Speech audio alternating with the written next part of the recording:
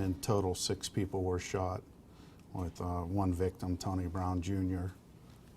He was deceased.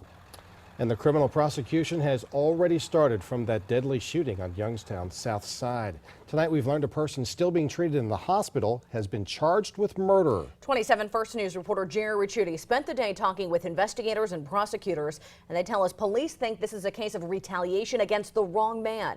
It's our top story tonight. Tonight, 36-year-old Daniel Harris of Youngstown remains hospitalized under guard, charged in last night's shootout that left 1 dead and 5 others wounded, including Harris himself. Police were called to the Southern Tavern on Glenwood just before 11 Monday.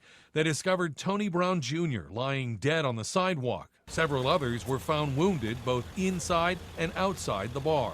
Daniel Harris, who was also shot, approached Mr. Brown and a group that were standing outside of the Southern Tavern. Investigators say Harris was related to this man, Thomas Owens, who was murdered over the weekend while sitting in a car on West Myrtle Avenue.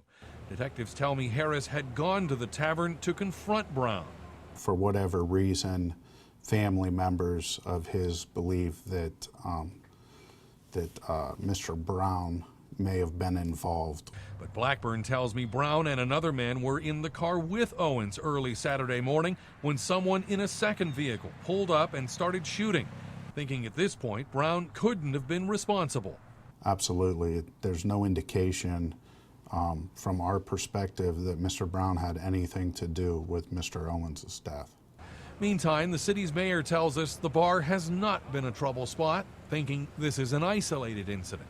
We still have a couple abandoned buildings and properties that need to come down, but I don't think this is an issue that anybody in general should be scared about.